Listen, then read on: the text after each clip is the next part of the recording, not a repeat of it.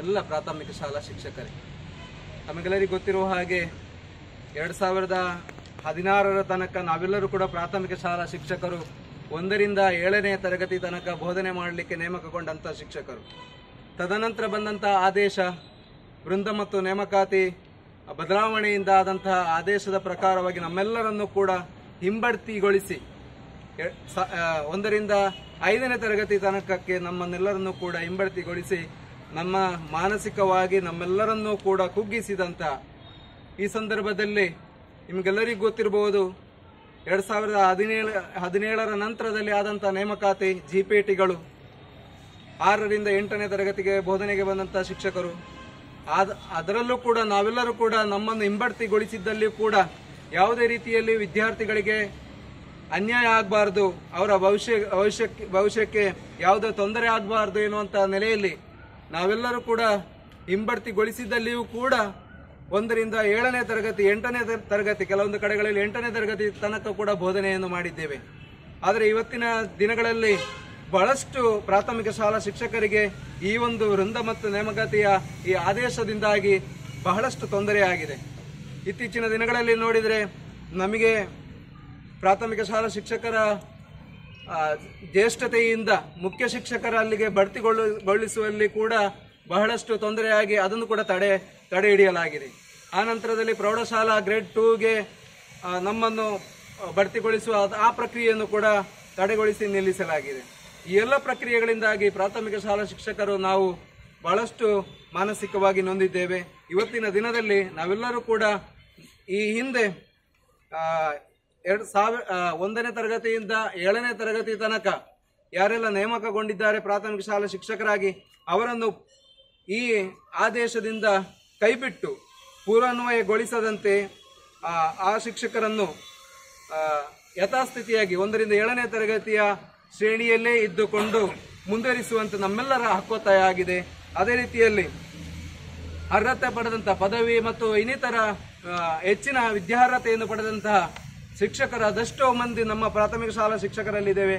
ನಮ್ಮೆಲ್ಲರನ್ನು ಕೂಡ ಜಿಪಿಟಿ ಶಿಕ್ಷಕರಾಗಿ ವಿಲೀನಗೊಳಿಸಬೇಕು ಎನ್ನುವಂಥ ಒಂದು ಹಕ್ಕೊತ್ತಾಯ ಹಾಗೂ ಪ್ರೌಢಶಾಲಾ ಶಿಕ್ಷಕರಾಗಿ ನಮಗೆ ಬಡ್ತಿಯನ್ನು ನೀಡಬೇಕು ಎನ್ನುವಂತಹ ದೊಡ್ಡದಾದಂತಹ ಬೇಡಿಕೆಯನ್ನು ಸಲ್ಲಿಸುವುದರ ಮುಖಾಂತರ ನಾಡಿದ್ದು ನಡೆಯುವಂತಹ ಫ್ರೀಡಂ ಪಾರ್ಕ್ನಲ್ಲಿ ಬೆಂಗಳೂರು ಚಲೋ ಹೋರಾಟವನ್ನು ಕೈಗೊಳ್ತಾ ಇದ್ದೇವೆ 12ನೇ ತಾರೀಕು.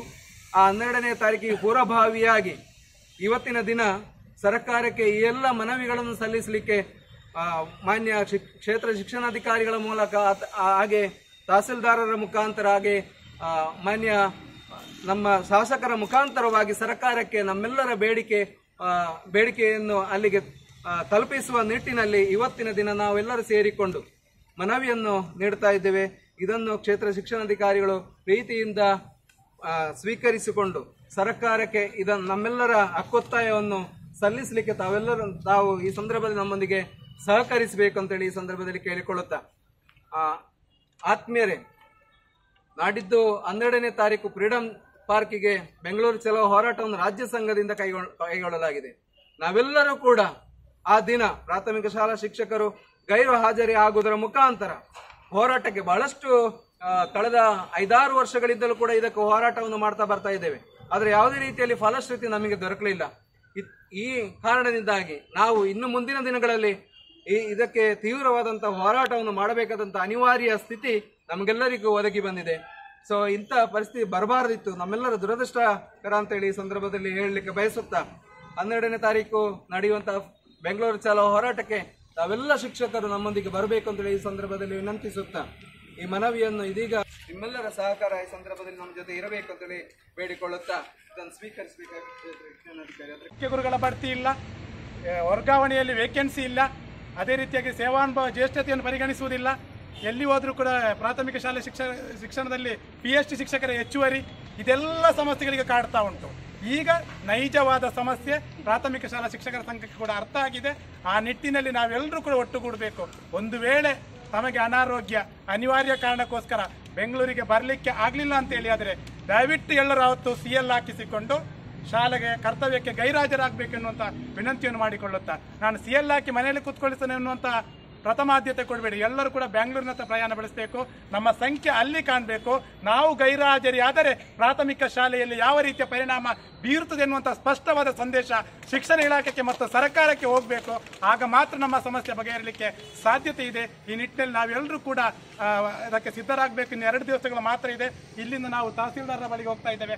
ಎಲ್ಲರೂ ಅವರವರ ವಾಹನದಲ್ಲಿ ಬನ್ನಿ, ಯಾರು ಗಾಡಿಯಲ್ಲಿ ಬರಲಿ. ವೇಕೆನ್ಸಿ ಮಾಡುವಾಗ GPT, TGT ಮತ್ತು ನಮ್ಮ PST ಎಲ್ಲ ಒಟ್ಟು ಮಾಡಿ ನಮಗೆ ವರ್ಗಾವಣೆಗೆ 31% ಇದನ್ನು ನಿರ್ಧಾರ ಮಾಡಿದ್ರು. ಆಗ ನಾವು ಮಾತಾಡಲಿಲ್ಲ, ಅಲ್ಲಿ ಕೂತೆವು, ನಮಗೆ ಶಾಲೆ ಇಲ್ಲ ಅಂತೇಳಿ ವಾಪಸ್ ಬಂದೆವು. ನಾವು ಯಾರೂ ಪ್ರಶ್ನೆ ಮಾಡಲಿಲ್ಲ. PST ಶಿಕ್ಷಕರಿಗೆ PST ವೇಕೆನ್ಸಿ ಮಾತ್ರ ತೋರಿಸ್ಬೇಕಿತ್ತಲ್ವಾ? ಮಾತಾಡಿದ್ದೇವ ನಾವು ಮಾತಾಡಲಿಲ್ಲ. ನಾವು ಎಲ್ಲಿಯೂ ಮಾತಾಡುವುದಿಲ್ಲ. ನಾವು ಬಹಳ ಪ್ರಾಮಾಣಿಕವಾಗಿ ದುಡಿಯುವಂಥ PST ಶಿಕ್ಷಕರು. ಇನ್ನು ನಾವು ಹೀಗೆ ಪ್ರಾಮಾಣಿಕತೆ ಮತ್ತು ಬಾಯಿ ಮುಚ್ಚಿಕೊಂಡಿರುವಂಥ ಕೆಲಸ ಮಾಡಿದರೆ GPTಗಳ ಅಂಡರಲ್ಲಿ 30 ವರ್ಷ ಸರ್ವಿಸ್ ಆದ ಶಿಕ್ಷಕರು ದುಡಿಯುವ ಕಾಲ ದೂರ ಇಲ್ಲ.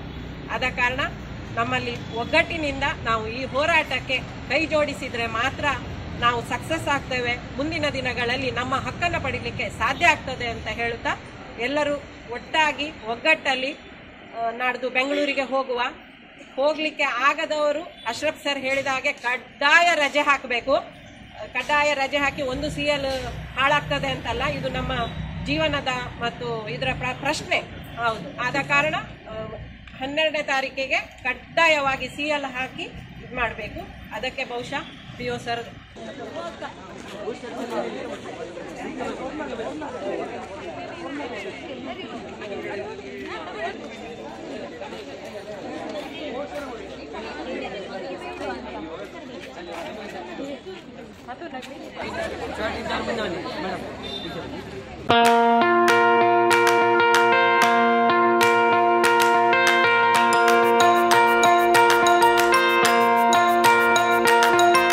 Dr. M.V. Shetty Institutions, Mangaluru. Empowering dreams and achieving greatness since 1985. Dr. M.V. Shetty College prides itself in its history of 38 years. It undertook path-breaking initiatives in Indian higher education with the introduction of innovative and modern curricula, insistence on academic discipline, imparting of holistic education, and adoption of global higher education practices with the support of creative and dedicated staff.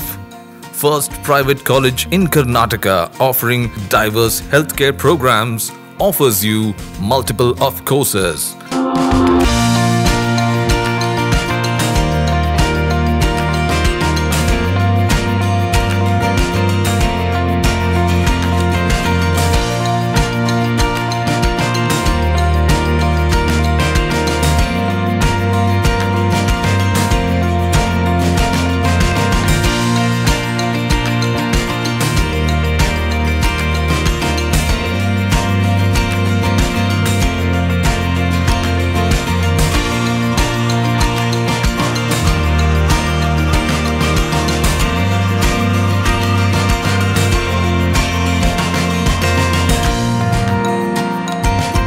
Dr. M.V. Shetty Institutions is a nurturing ground for an individual's holistic development to make effective contribution to the society in a dynamic environment.